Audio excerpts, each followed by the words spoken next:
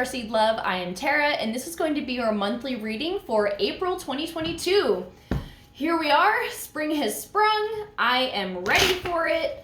I hope you guys are feeling equally excited about the return of the sun and just, you know, the blossoming of new things. It correlates with our lives as well, the seasons, obviously. So it's usually a very exciting time. So let's go ahead and call on your A-team, your angels, aliens, ancestors, ascended masters, and anyone else that can bring through clear divine guidance for my Virgos out there. What issue are they facing right now? What can they use guidance on? What messages does Spirit have for Virgo? Just to make their life easier.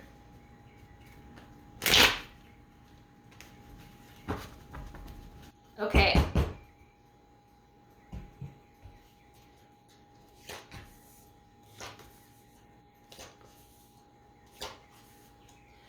All right, Virgo. So this actually looks very interesting. So your overall energy right now, we have the Knight of Coins. This is very slow, steady. This is super Virgo energy here. Just committed to the process, the details, making sure that you're doing something right. So also in your energy right now and just where you are, we have the Sun in reverse. So this can mean that you're not particularly happy with something in your life right now, or you're just kind of going through a dark time, just mentally, emotionally. Even though everything else may be going well, you could just be feeling a lack of just motivation or excitement, like that zest for life, just maybe not being, is maybe not there at the time. I'm having a very difficult time speaking and reading today. I don't know what's going on, so bear with me. But anyways, okay, so this, this energy actually has literally popped up in every single reading that I've done so far. And as we approach the spring equinox, which is the astrological new year, we have the Ides of March. And historically, this is typically like a negative type energy, but it's just the final purge before the blossom of spring. It's the last ditch effort to make room for what's coming in. And this is also the time when people are like really feeling the energy to do their spring cleaning. I know I've definitely been feeling it. And the week that I'm recording this, we have the Virgo full moon. It's actually today for me right now.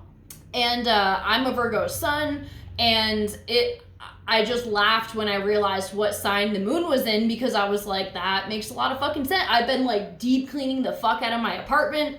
So it's a whole thing. So anyways, even if it's not emotional, like negative purging, you can be like clearing out clutter and just kind of like sorting your shit out so that you can move forward with whatever is coming next.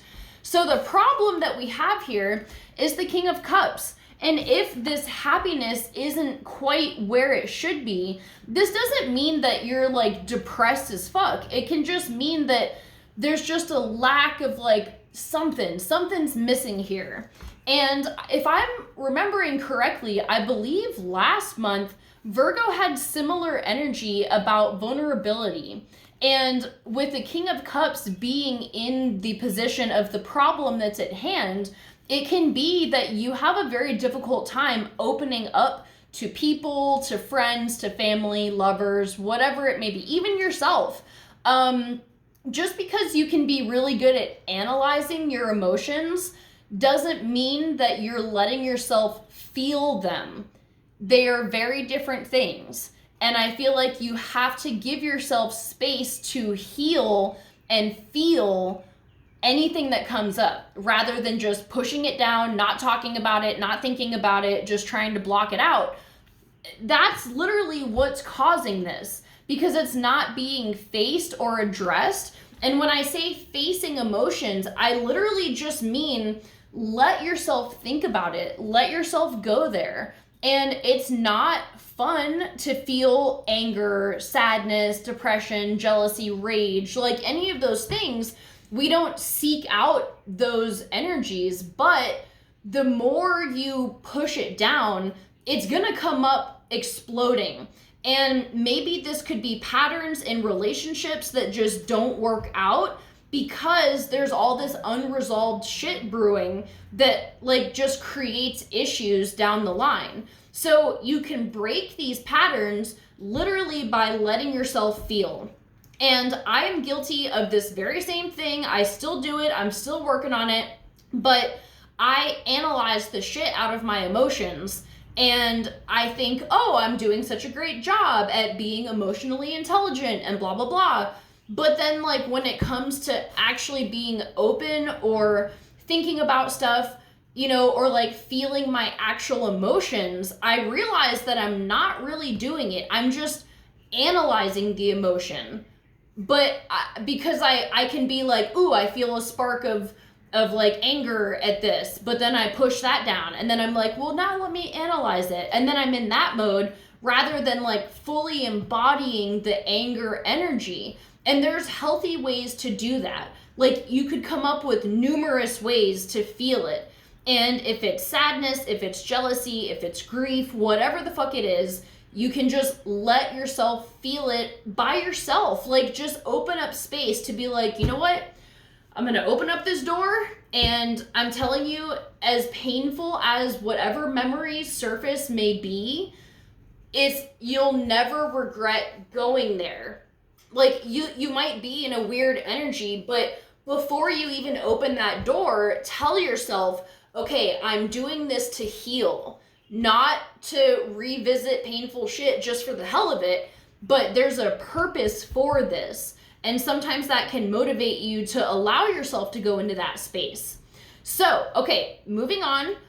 The solution here, we have the 8 of Cups in reverse. So stop letting yourself be the only one to deal with it. You can lean on others. I guarantee you there's people in your life that will be there for you. So let yourself open up. Let people help you open up. If you're talking about something, or like if somebody's asking you about a situation and you're like, I don't want to talk about it, let yourself talk about it. Let this person hear you out, especially if they're offering, because most of the time, an outside perspective can bounce off different ideas to you than you might not have thought of on your own. So it can be very, very therapeutic.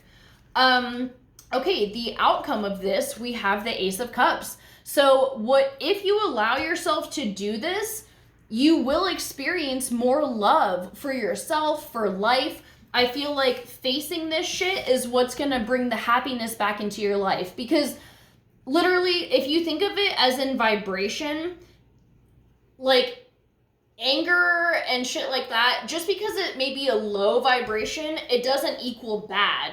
You know what I mean? So like, don't think of it like that. But if you want to feel higher energy, like happiness, love, joy, excitement, those vibrate higher. Now with frequencies, higher, like if you're mixing two frequencies, if there's a low energy, it's gonna bring down the energy of the higher energy. So let's say you have low energies of like anger and resentment and stuff like that, but you also have all these good things. The good things can't be as deeply felt because the negative things are like weighing it down, or like the lower things are like weighing it down. So if you take care of those things, then you can soar higher.